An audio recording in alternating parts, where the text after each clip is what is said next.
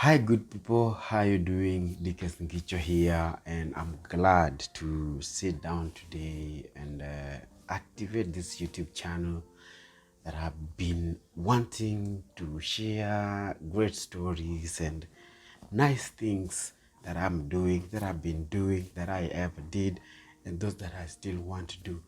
So, for those who are coming here today for the first time, my name is Dickens Ngicho. I'm a journalist by training. I have practiced, I still practice. I've been attached to 2 or 3 media houses in Kenya.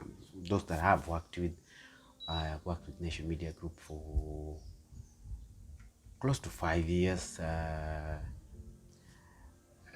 worked with Nation for a year, then went to Tuko for 2 weeks as I was an intern at Nation Media Group, and I got taught by Tuko for 2 weeks, and then Nation countered, and then I had to come back to my desk. And I must say that the only month or the only time in my career that I ever received 2 salaries from 2 companies. I don't know, it happened so quick, and I worked with Nation, I worked with the Tuko. Anyway, I'm here today. I want to share with you something that I feel so dear about, something that happened to me about 10 years ago. So most of those who know me, let me say most of those who know me, because I am no popular person. Those who know me, I've always shared with you that I was born in Majengo, raised up there from when I was born till class 7, class 6. Now this is the time when I lost my mom, and when first lost my dad, the difference in time of passing. When my dad and mom passed, the difference is about 4 years. So my dad passed when we would spend most of our time in the countryside, and now when he died, mom took us back to Nairobi and to Majengo, and because she was a great business lady, small scale business lady, was passionate about business in her own small capacities. We came back to Nairobi, and my dad died when I was class 2. So from standard 2 to 7, I was living, my brother Kevin and I were living with my mom in Majengo, and I would help her, with all those kind of businesses she was doing. And that's no story for today. So when she died, my brother and I had to go back to the countryside, and it was not the responsibility of our relatives. It was the responsibility of our relations to take care of us and help us grow and become people who depend on their own or be self-sufficient. So we went back to the countryside. I was in standard 6. My brother Kevin was standard 2. We went to Homa Bay. We first stayed with my grandmother, and then to Homa Bay. And I said this is not straight for today. I wanted to share with you about how after getting done with high school, I came back to Nairobi, and essentially when I was done with high school, I wanted to join media school, university, or college that was training in media, but especially the University of Nairobi. Though my uncle, who I understand didn't believe that it is possible to get employed without having to get connected or get a godfather in an organization who would help you do that. He denied me this opportunity to go to a media school and train as a journalist. So he told me that he only would have loved that I attend teachers training college, and because I didn't have a choice, I picked that and went to a training institution, Kamagamba Adventist College, where I trained for 2 years as a teacher, taught for 2 years. After that, 1.5 years after that, I taught in Oyugis in Homa Bay County, then came back to Nairobi. This is the reason why I came to Nairobi. I had planned to come to Nairobi because growing up I had seen a lot of things that had inspired me. I watch a lot of American media when I was young, American film, music, and general entertainment that inspired me so much to want to become like a successful American.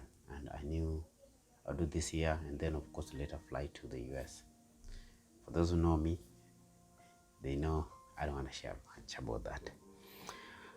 So I came back to Nairobi. This is the reason why I came back to Nairobi. As I was teaching in Oyugis in Nairobi County, my Uncle Eric visited. He came home, and man, this guy was looking so well and nice. And I thought, I am going to follow this person. I'm going to go to Nairobi and stay with him maybe for a couple of months as I look for a job and, of course, get to my own place. So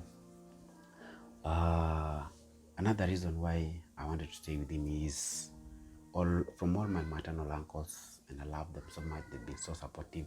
Uncle Rick had been so much in touch with Kevin and I. Yeah, we talked a lot when he came back from India, where he'd gone for his undergraduate. He came back, got some little job, and he ensured he supported me with helping my uncle Tom pay my school fees, and of course send some pocket money. So, and he was so close. He'd encourage us and call so much, and I love him so much. He has a special place in my heart. So I came to Nairobi, stayed with him and my aunt, his wife, Aunt Hilda, who supported me for 1 year. And as a lot happened, I became homeless. Now, while I was homeless, there's a way my mom trained me and my brother. We were trained in such a manner that we were not supposed to show that we needed to nag other people to support us, and as long as it was a situation that would not cause you death, you just see how you maneuver ways and get out of it. So I have a foster family. I don't want to call them a foster family, those are my family. So while I was homeless for about a year. When I was in first year, this is the time I joined campus. So I joined campus while I was homeless because I so much wanted to join the University of Nairobi School of Journalism, now the Department of Journalism. And when I was taken, my aunt, especially Aunt Hilda, took me to a church. It's called Nairobi East SDA Church. Nairobi East SDA Church is in Donholm. It's more in Buruburu. It's between Buruburu and Donholm. It's on Jogoo Road, along Jogoo Road, opposite Sitam, Buruburu.